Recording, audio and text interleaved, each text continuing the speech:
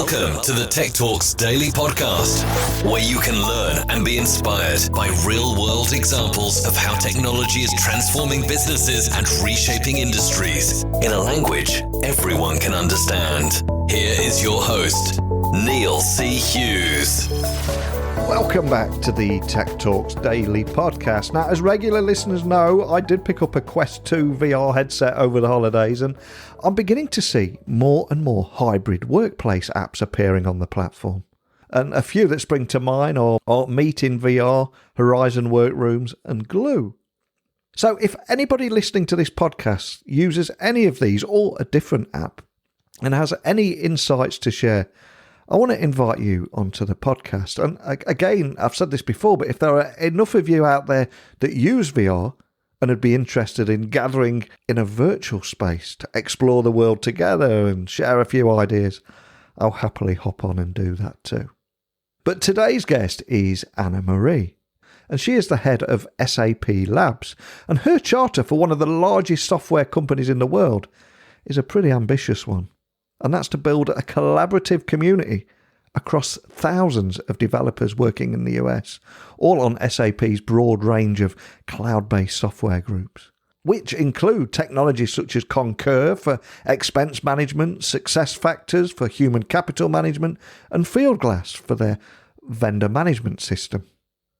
And I also want to explore how hiring and motivating and retaining employees, yes, it has always been a challenge for software companies, but how with the demand for developers being higher than ever, how are companies getting around challenges like this? And hopefully we'll also have time to discuss Anamarie's other charter, which is to challenge the traditional corporate assumption that community and culture can only be built in a physical office, and learn more about how we can balance flexibility and accountability. All of which are such hot topics right now as everyone's looking at building the new future of work. So buckle up and hold on tight as I beam your ears all the way to California so we can speak with Anamarie about all this, the future of work, the role of technology, and much more. So a massive warm welcome to the show. Can you tell the listeners a little about who you are and what you do? Sure. Well, hello, and thank you for having me. It's a real honor to be here, and I'm excited for the opportunity. Currently, I'm the managing director of our SAP Labs in the US, where I have the immense opportunity to lead our more than 5,500 R&D employees across the US, setting the strategy for our location, our operations, communications, and employee engagement.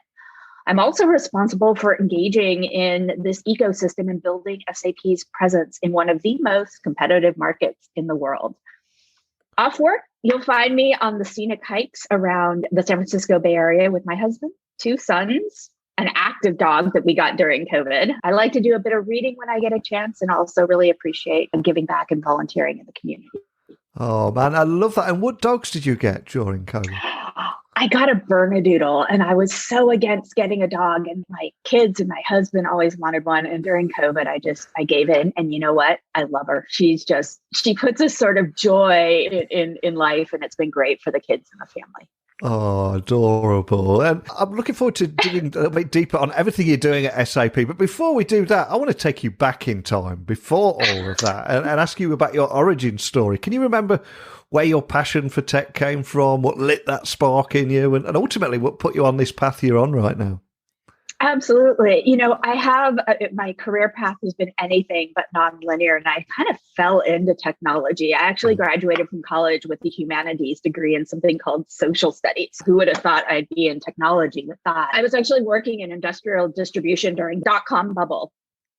And I wanted to get into tech because it seemed that was everything that was around. And I randomly applied to some product management jobs. And I happened to get a call back from one of the largest ERP vendors for a job in product management, actually having no idea what product management was. And I got the job not because I was an engineer, but it was the fact that I actually understood the business that they were designing for and developing for. And I actually understood that end user experience. And I actually, as I started working in technology, I fell in love with enterprise software. I feel that, everybody's solving hard problems, don't get me wrong, but in the enterprise, they're complex, they're hard, they are so multifaceted.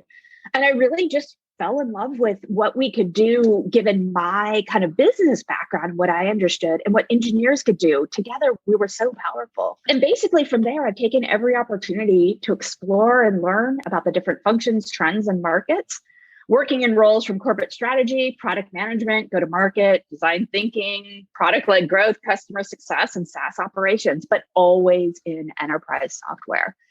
And that cross-functional experience has really helped to build kind of a strong GM mindset that I have for the business, but also a strong empathy for our employees and our customers, which is kind of really everything I'm bringing together now in my role as the managing director.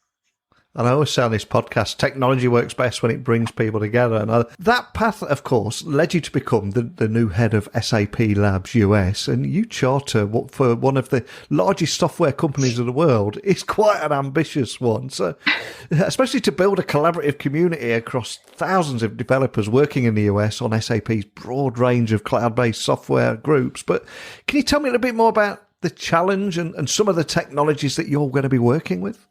Absolutely. So, the lab really started here in the US about 25 years ago in Silicon Valley. And of course, at that point, kind of all development took place in Silicon Valley, right? I mean, in the US, right? It was a hub and, very localized here. And of course, as we all know, development is everywhere. And from an SAP perspective, much of our development has expanded across the US, especially as we've acquired many of our cloud technologies and our many cloud companies that are driving much of our cloud revenue here.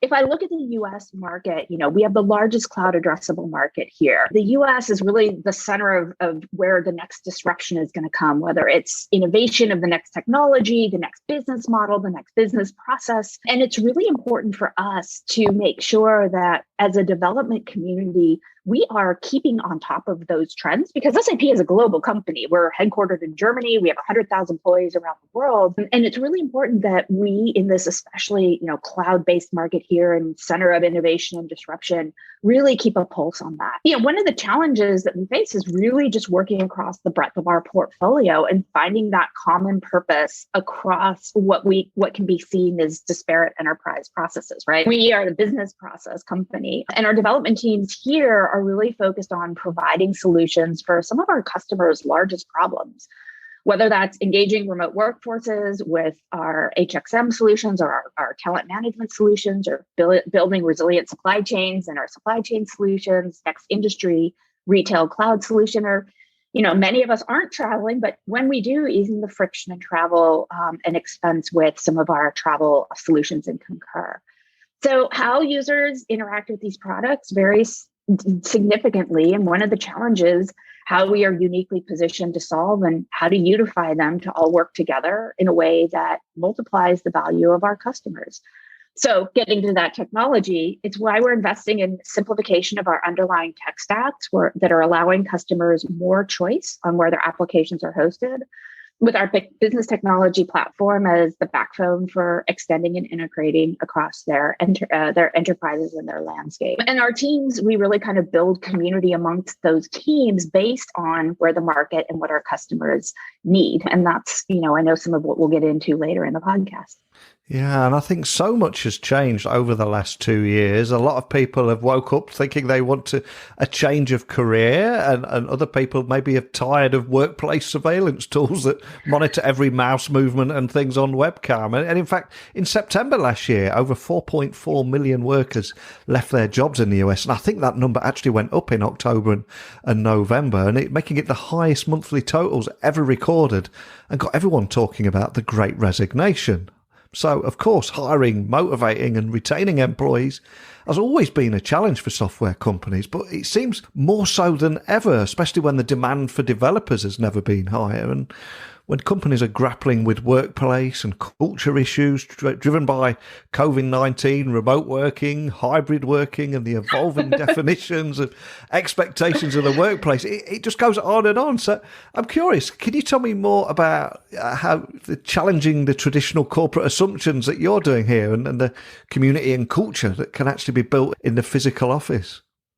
How much time do we have? Yeah, again, another podcast, isn't it? It's a whole podcast for that one question. Well, I'm going gonna start, as you said, attracting and retaining top talent in the US. And, I'm based here in Silicon Valley. I can speak a little more personally about that. Has always been a huge challenge. Yeah. But I will say, especially in this evolving environment, I think there's three things that we've really, challenged, from a corporate, how you develop culture and what that means in a remote or hybrid environment. And I think the first thing is really connection. How do you make sure that people still feel connected to each other? The office and coming in or traveling used to be the norm and how people would do that. And so, we really focused on the importance in communication in creating that connection, whether it's regular emails or virtual all hands that we put on. And then also building those connections in our, I call our sensor networks. We're regularly engaging with our employee resource groups, with top talent groups that we've put together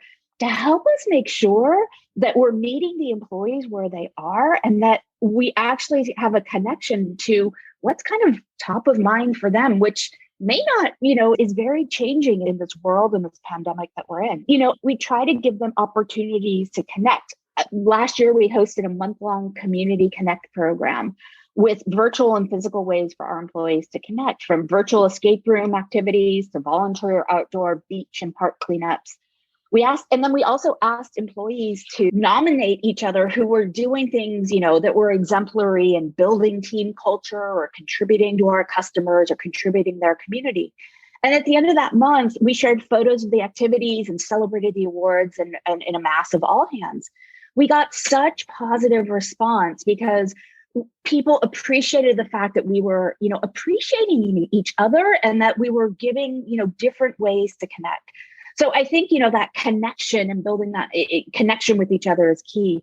I think the other is purpose. At SAP, our mission is to help the world run better and improve people's lives. And that isn't just about technology. It's also about giving back to our communities and making the world a better place.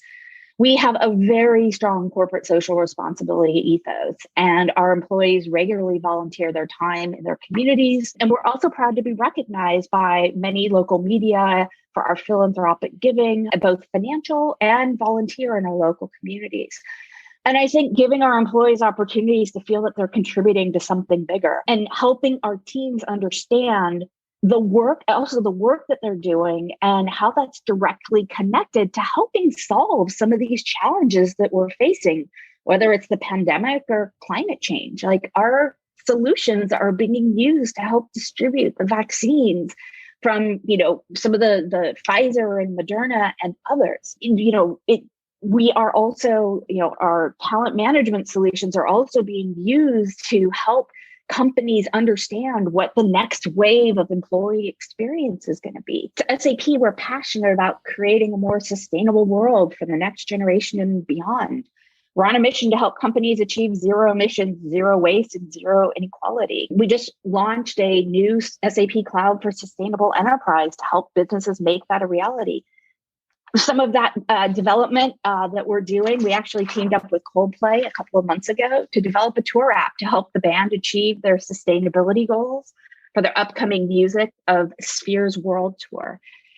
And all of that, much of that is taking place here in the US. And so I think helping, getting back to the connection and communication, sense of purpose, not only to something bigger, but to the work that we're doing and how that's impacting the world. And then I think it's also, we know that many people are leaving companies because they're just stuck in the same rut or they don't see that learning. So we're fostering a culture. People have a thirst for learning and developing. We're fostering that in everything from development learning programs, peer-to-peer learning programs, to what we're doing from a manager and leadership perspective, and how are we kind of helping our leaders lead in this unprecedented world. I'm going to finally underscore one theme, and you'll hear me come back to it over and over, but helping build a sense of empathy. I think when people, that connection, that purpose, they feel they're learning, but it goes down to walking in each other's shoes, whether it's your teammate, your customers, your partners. That sense of empathy is so important in everything that we're doing, especially for many of our leaders. It's such a, differentiating trait and something that needs to be in every leader's toolbox these days. Yeah, so many great words in there. Connection, purpose, empathy. Two others I would put in there is flexibility and trust. And of course, many businesses have been accused of drifting into creepy territory and monitoring every keystroke and every mouse movement on every corporate device. So the question I've got to ask is, what do you think the secret is to rebuilding trust and balancing flexibility and accountability? Because it's a fine balance, isn't it? It's an absolutely fine. And, SAP, as a global leader in business software, we prioritize the privacy and security of our customers, our own company, and we operate with a comprehensive security strategy across the enterprise to ensure that security, reliability, privacy of our software solutions. And we protect our employees and we trust our employees. We've continuously found new ways of working and collaboration, which is a part of our DNA. We're focusing on flexibility and future-proofing our work environments, and we strive to continue to do that to be an employer of choice. We recently just announced our pledge to flex, which is summarized by a few key commitments. One, it's 100% flexible and trust-based workplace is the norm, not the exception. We're not putting a top-down, you have to come into the office X days per week or Y days per week, or you have to be here or there. A really inclusive environment in which people can work from home, from the office, remotely, wherever it is best for them to bring out their best selves. Flexible work schedules, and also then focusing on inspiring office designs tailored for creativity, collaboration, community, and helping employees, again, bring out their best selves. And we also know, especially being a global company, that different regulations and what's going on with the pandemic are different around the world. And so really making sure that's hyper localized. And we found that when we do these things and build that trust with our employees, it's, it is also one of those things that contributes to their, trust and belief in SAP. And so we have built that trust-based environment with them. And I think, monitoring everything they do is certainly not something that's in our DNA by any way, shape, or form. And before you came on the podcast today, I was doing a little bit of research on you guys. And I quickly learned that you led SAP's hybrid workforce pilot program on its Palo Alto campus. I think it involved something like 300 workers that put the company's new flex work model into practice. Can you share that experience and the hybrid experience that you created and the feedback that you got from that too? Absolutely. So, everybody's navigating the future of work. And like I said, nobody knows what this is. We're in an unprecedented time. And so really in the true kind of innovative and agile spirit, we put in place a pilot. And what we did is we created a future of work committee, and to make sure that we were designing and building this pilot based on actual employee needs. We actually piloted what we call neighborhoods and scrum centers. And it's this idea that a team can come, they can book a specific area and then decide and in kind of a true prototype approach, we didn't wait months for new furniture or equipment or, specific designs to be approved and built.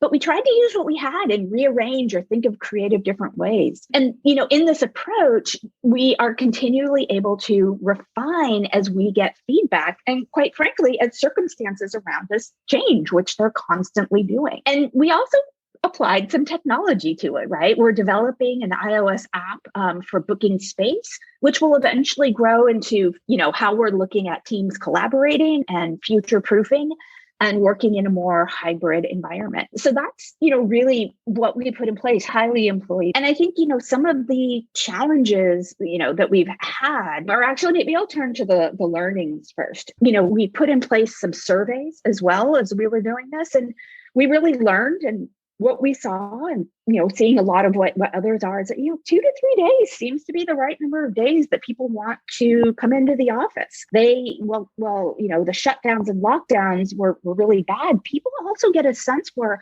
hey, there are things that I can do at home or in a different environment, heads down work that I want to do there. And then, really coming in and doing collaborative work more in the office. And also that sense of hey, I get some work-life balance back, right? And I can recharge physically, that mental health and well-being, which is so important.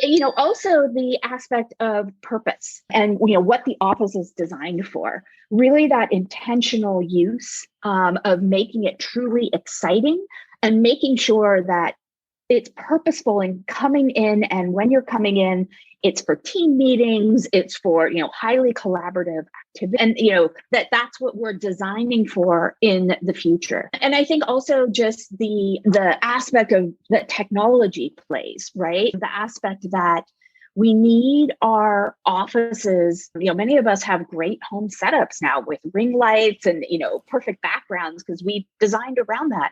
And so the office needs to accommodate for those things as well. On the challenge part, certainly we're getting used to this sort of global versus local. As a global company, we have always, sort of embraced a hybrid world because we have teams that are working around the world.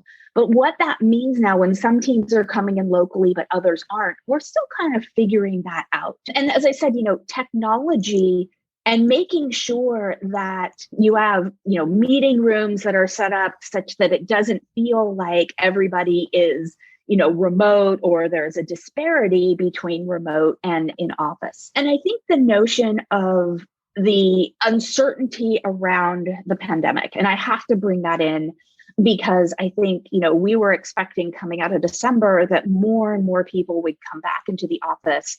And of course, now we're not seeing that happen just because of the uncertainty of the variant. And we've seen that over and over again. And so I think helping people understand how they can build in variability and how they can continue to build that culture and structure things such that we're still delivering for the business while also creating, the best place where people can learn and collaborate. And so, for me, those are some of the biggest opportunities, some of the biggest challenges. We'll continue to iterate, especially on the technology and the booking app side, and also just some of the change management side. We're also taking some of the learnings from this pilot, whether it be in the physical space we design or best practices that teams have put in place for what works best from meeting and creating culture. And we're putting a playbook together. And so that we can share that out and we can, make sure that what we're doing with 300 will scale out to 5,500 or eventually 100,000, as we scale this out across SAP. And when you set on that journey, I also read that the goal of the program was to determine the best approach to creating office spaces with high energy and high utilization. So I've got to ask, did you achieve that goal? And what were the biggest lessons you possibly learned along the way? Yeah, I think we did. We are achieving the goal because I don't think the goal is ever met, right? Yeah. The whole point of a pilot and a prototype is to keep iterating. We are certainly looking at how what we've learned will impact how we redesign our space in the future, which of course we are looking at. We're creating spaces of much more flexible spaces that invite more collaboration, and spaces that allow people to gather in large gatherings more often. But we're also using technology to help that, whether it be a booking app that we're putting together that will eventually allow people and teams to also see who's coming in and what the purpose of people coming in are, or technology in meeting rooms that help people who are remote and in person feel like they're more connected. And then we're also looking at what I might call the softer side of things.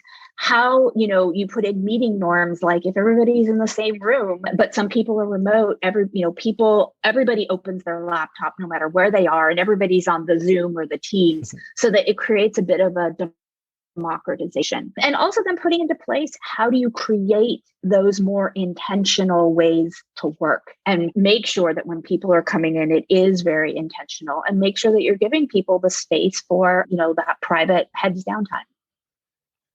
And where do you go from here then? What's going to be your big focus in 2022? Is there anything you can share about what you're going to be working on this year?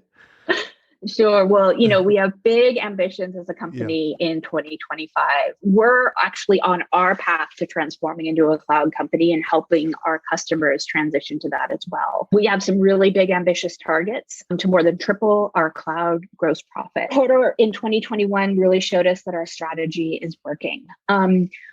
What we do from the labs perspective in the US really contributes to supporting our cloud transformation, leading cloud application development, driving adoption of cloud native best practices, and doing both of those things by engaging this very unique ecosystem.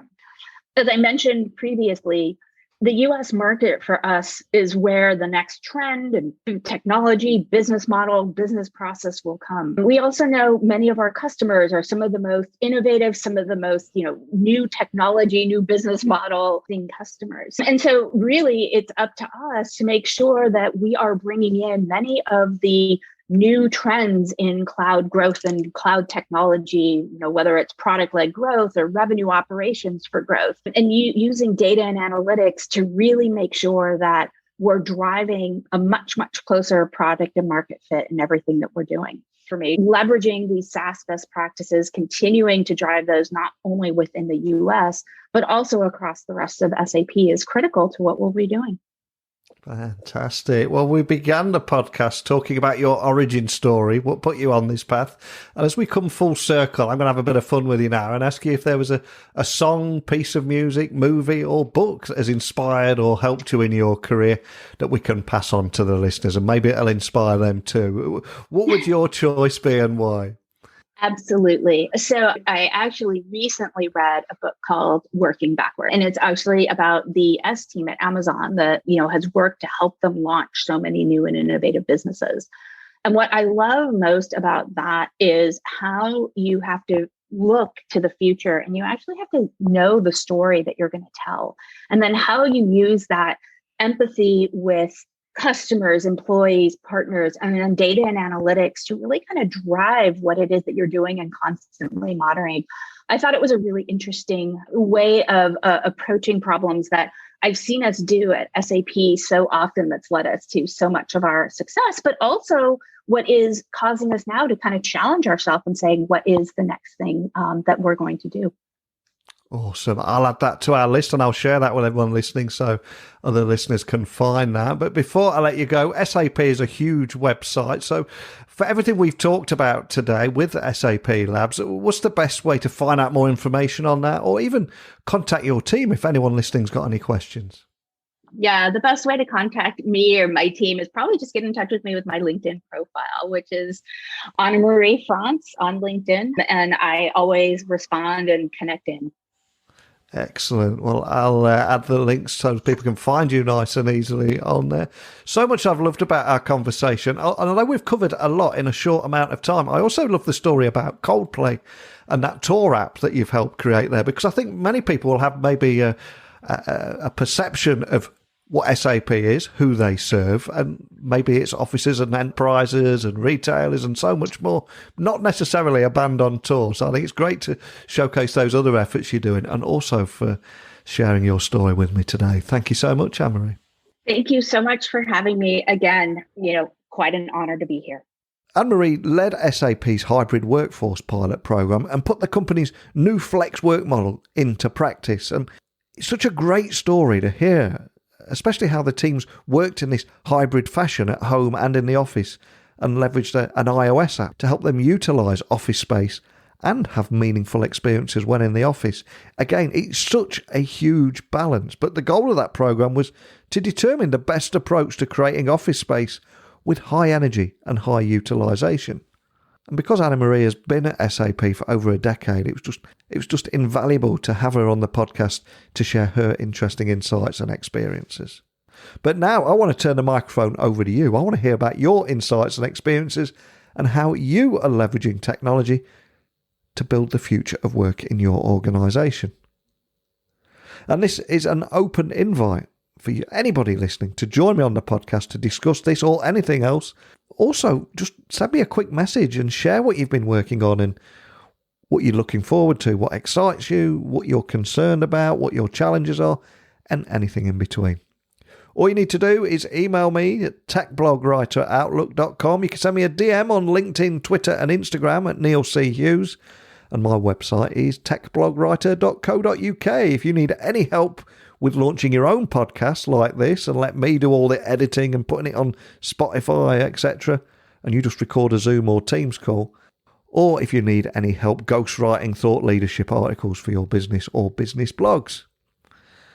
But I've taken far too much time of yours up already. I'll return again tomorrow with another great guest, but have a great evening, and I'll speak to you all again tomorrow. So thank you for listening, and until next time, don't be a stranger. Thank you for listening to the Tech Talks Daily Podcast with Neil C. Hughes. Remember, technology works best when it brings people together.